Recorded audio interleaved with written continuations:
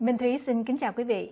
Hôm nay thứ Ba, 28 tháng 2, 2017. Đến với chương trình Good Morning Washington DC sáng nay, Minh Thúy xin kính mời quý vị theo dõi buổi phỏng vấn đặc biệt Chuẩn tướng Châu Lập Thế do Destiny thực hiện. Để mở đầu, Minh Thúy xin kính mời quý vị theo dõi phần 1 của cuộc phỏng vấn. Destiny xin kính chào quý vị. Đến với chương trình Good Morning Washington DC hôm nay, chúng tôi có dịp tiếp xúc với Chuẩn tướng Châu Lập Thế. Kính mời quý vị theo dõi cuộc tiếp xúc của chúng tôi. Kính chào Chuẩn tướng Châu Lập Thế. Kính chào cô. Quý vị chắc là ngạc nhiên khi Destiny nói rằng là Chuẩn tướng Châu Lập Thế. Tại vì hồi nào giờ chúng ta đã nói sai. Tên thật của Chuẩn tướng Châu Lập Thế là Châu Lập Thế chứ không phải là Thể như chúng ta đã từng thấy trên những bài viết hay những cuộc phỏng vấn trước đây. Có phải không Chuẩn tướng? Có phải. That's okay, no problem. Vậy là bây giờ là phải gọi là từ nay là Châu Lập Thế. Châu Lập Thế. So how are you? I am doing very well, thank you very much. Good to see you. What made you come to Washington D.C. today? Well, today we have a dinner from the VAUSA, where all the senior leaders gather together to meet all the new cadets and the midshipmen from the various military academies. The purpose, one of our mission from the VAUSA is to mentor. So give us the opportunity to mingle and talk to our cadets and to give them some advice on what they can do better as they move forward in their career. Since you going to talk to the cadet and give them some advice, can you share with us what you're going to talk to them and what advice that you can give it to them? Sure. Tonight, what I'm going to tell them is that one of the most important things that I have learned for the past 30 years in uniform is really come down to one thing. It's character, right? As everything that a person do or fail to do reflect him or herself. Who you want to be, who you want to become, your character is very, very important. Now, sometimes the character, the words is pretty fancy, pretty big, but if you break it down, it's about honor, it's about integrity, it's about hard work, it's about empathy, things that you do to reflect good in your own character. So that's what I will share that with all the cadets and midshipmen tonight. Because that is very important, because at the end of the day, we can teach them tactics, and we can teach them all the technical thing. But the most important thing that I think is a character. So we're talking about characters. Any characters is your ideal that you can follow too? Well, I would say one of the most important thing is humility. It doesn't matter how far you go in life. You can be a big shot general, but you're still a father, a husband, a friend, a brother and sister to someone. So always remember where you came from. Okay, so that will ground you, so you know you do not kind of go overboard. And I think the humility really can help carry you, also provide you the empathy, the area where you can relate to all the person rather than make quick judgment, if you will, and criticize somebody before you even know what happened behind the scene, if you will. So I think humility is a very, very key attribute of the whole total character. Any special person or the name of person that you want to share with us? Yeah, from the when I was young, I know very little about many of our South Vietnamese generals from Vietnam. As I moved to the United States, I learned of a very, I would say, famous, inspiring general. I think his name is Ngô Quang Trưởng. Trung tướng Ngô Quang Trưởng. I think to me, he's one of the model that I would love to emulate. What I mean by that is he was one of the best field commander, brilliant field commander. But beyond that, the most area that I admire him is his integrity.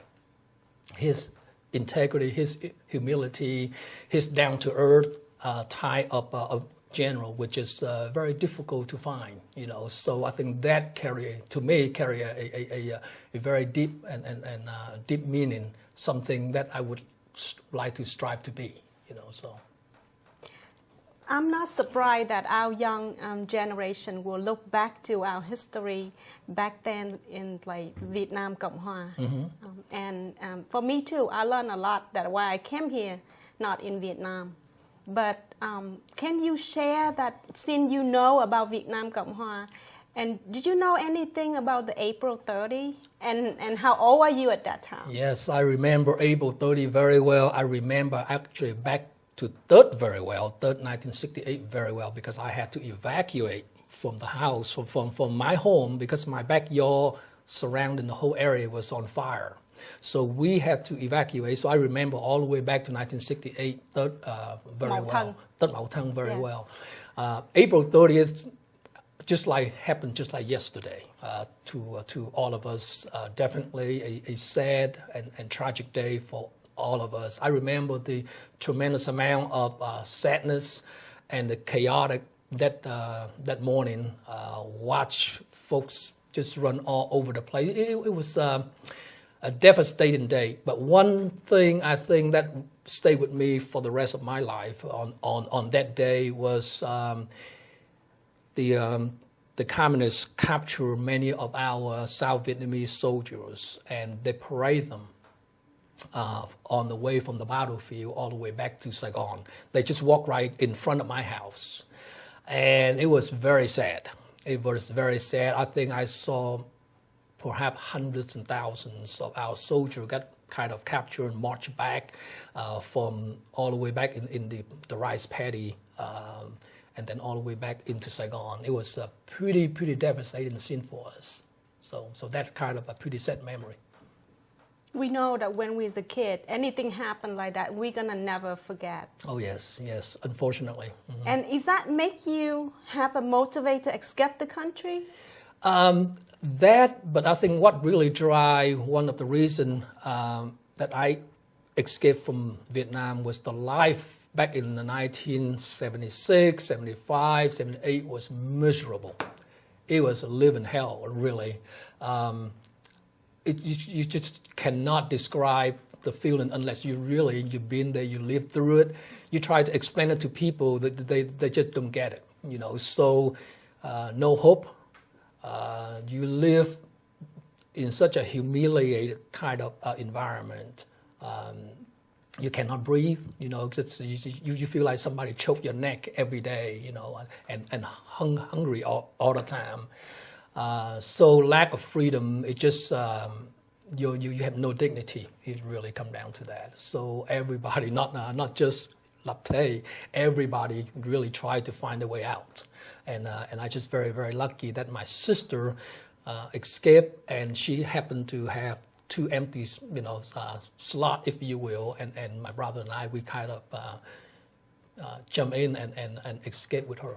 So you escaped by boat? By boat. Both people? We escaped back in May of 1979, and we landed in Indonesia after 5 days, flowing around South China Sea, and we landed in Indonesia after 5 days later, and stayed in 3 separate refugee camps. The reason people say, why 3 refugee camps? The first refugee camp, when we got in, we stayed there for a while to the point like people all left. We want to come to America because the word America is a synonym to freedom, right? So all of us willing to wait and come to America. So the whole camp was empty. Only about 3 or 4 families left. So they have to close down that camp and move us to the next camp. So we stay the same thing. We stay at the next camp to the point like the next camp also closed down, and they move us to Galang at the very end. That's how we kind of stay in the refugee camp for about 12 months. Well, 11 months and 28 days to be exact. So. Cảm ơn quý vị vẫn giữ màn hình. Để tiếp tục, Minh Thúy kính mời quý vị theo dõi phần 2 của loạt phỏng vấn đặc biệt Chuẩn tướng Châu Lập Thế do Destiny thực hiện. Và kính thưa quý vị, là cái con đường mà đi đến cái đất nước tự do của Chuẩn tướng Châu Lập Thế rất là gian nan, là Chuẩn tướng phải trải qua đến 3 cái trại tị nạn. Và có phải cái đó là cái motivate cho Chuẩn tướng để có được như ngày hôm nay hay không? Yes, in a way, because sometimes when you been through tough time, you know, adversity always, for whatever reason, bring out the best of a person. Because you really, when you're down to, you have nowhere to go, you have no choice but to bounce back. So when I came here, you've been to hell. You're given this opportunity here.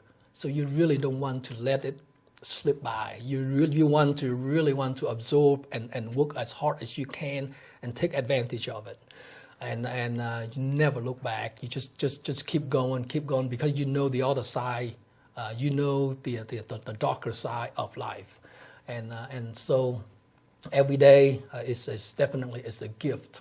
You know, that's the way that I look at it. Every day you get up in the morning, you can breathe freely. That is a gift that we should never ever take for granted. And people who accepted us, you know, especially these days now, we're talking about refugee, we're talking about everything else. Many people back in the 80s risked their neck out to accept many of us Vietnamese refugees. So we as a refugee should not let them down by doing the best we can to not only bring honor to our adopted country, but also really bring honor to our own people as a Vietnamese American, right? So I think that is very, very important. And every time I have opportunity to talk to all the young people, I tell them the same thing. This country has been great to us, so we make sure we never let them down, the people that supported us. But more importantly, you like it or not, all of us look different than majority of the population here. So things that we do or fail to do have consequences beyond just us as an individual. It reflects good or bad to our community. So I think it's that we need to do good thing to bring good honor to our family, ourselves, our country, and our Vietnamese community as well too. Và xem cái đất nước này như là đất nước của mình. Absolutely, absolutely. When I go out there and talk to people, sometimes people say, they give me the impression that they are a guest in this country. I say, no. I say, once you raise your right hand and when you get your citizenship, you are an American. You have just as much right and privileges and responsibility as any other American. Stand tall, you know, talk with purpose and move with a sense of purpose. That this is your country. Just because your past, your tragic past, if you will, or your family tragic past should not define who you are today. You are an American. So need to take advantage of it and take care of this country like your very own. It is your country. That's you know, right. So. Và có phải vì muốn để trả ơn cho cái đất nước Mỹ này, Chuẩn tướng mới đi vào quân đội và trở thành được như ngày hôm nay không? Absolutely, I think you're absolutely correct. It may sound a little bit corny to some people, but when I came here, I felt in such a sense of gratitude, a sense of gratefulness to the people, and to the people who really found this country. And here we are. We walked in here, everything already kind of ready for us. Wow. You know, so what can you do? My analogy that I use to often describe why you need to serve. Imagine if I'm a guest to your home. If you invite me to your home and you feed me, at least I can do is to help you wash dishes after you cook. Or at least I can clean up my room and make up my bed, right? Or help you cut your lawns and do some housework. That is just so simple. American people generously invite us to this country for us 30 some years ago. At least we can do is to make sure we need to preserve the freedom that we have by protecting it, you know, and serve. That is to me that is the best thing to give back to a country is to serve the country that give you everything. So. Và thưa quý vị, Daphne được biết là Chuẩn tướng Châu Lập Thế khi còn nhỏ ở Việt Nam rất là thích ca dao tục ngữ. Để Daphne hỏi Chuẩn tướng xem Chuẩn tướng có thể đọc một câu nào cho quý khán giả biết rằng Chuẩn tướng biết về ca dao tục ngữ Việt Nam hay không? Well, when I was young, I was in elementary school called Trường Làng. It's a very small elementary school. Thing that I remember the most are tục ngữ, you know, such as like công cha như núi Thái Sơn, nghĩa mẹ như nước trong nguồn chảy ra, một lòng thờ mẹ kính cha, cho lòng chữ hiếu mới là đạo con. Wow. Something like that. Or say một cây, I think this is there's a couple of them that I really like that I use. It's like có chí thì nên, gần mực thì đen, gần đèn thì sáng. Yeah. Mấy cái đó rất là exactly correct in today's environment, especially the câu mình nói là gần mực thì đen, gần đèn thì sáng. People that surrounded you. So as you make friends, as you found all your colleagues, surround yourself with good people, you will have the tendency to excel, right? If you hang around bad people, you have the tendency to turn bad.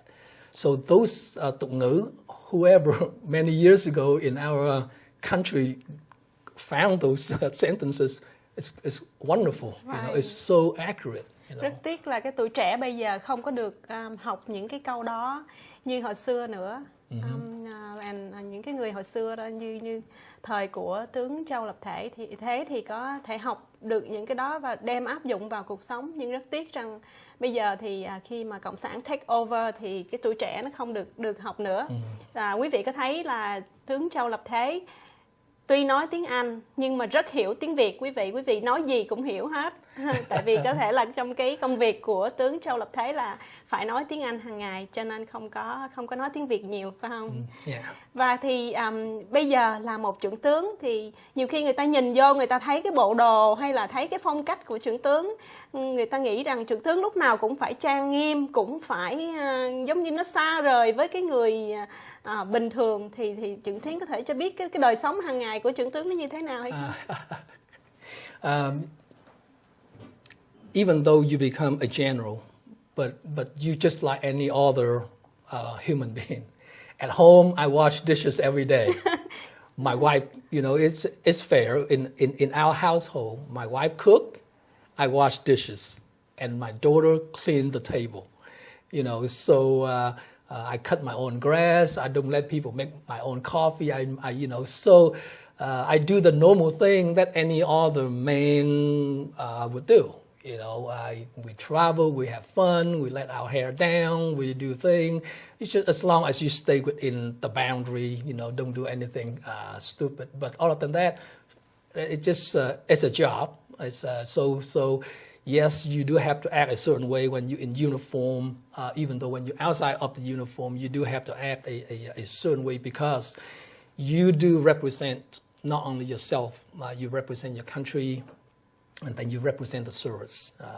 If I happen to do something wrong, very seldom people say, oh, that individual did something wrong. They say, that Vietnamese American, that Army general, right? So I'm very mindful of that.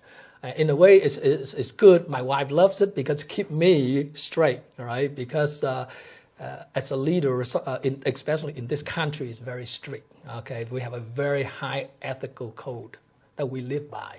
You know, we do not abuse our wife. You know, we do not do anything that what the term that we use called the conduct unbecoming an officer. That means anything that you do or you say or your behavior that is not a gentleman is not good.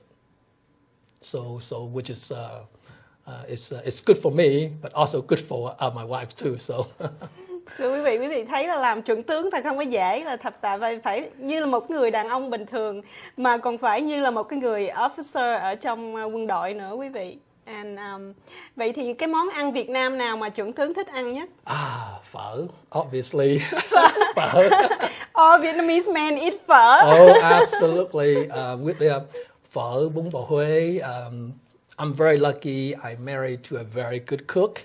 You know, so even though we live about 4 hours away from Eden Center here to get the good Vietnamese food, but my wife can cook some mean Vietnamese food. You know, she can cook some very good phở, bún bò Huế, and we do gỏi cuốn, bánh xèo around the house. So even though we're not very close to a good Vietnamese restaurant, but at home, my wife can cook some very, very good food. So I very, very lucky.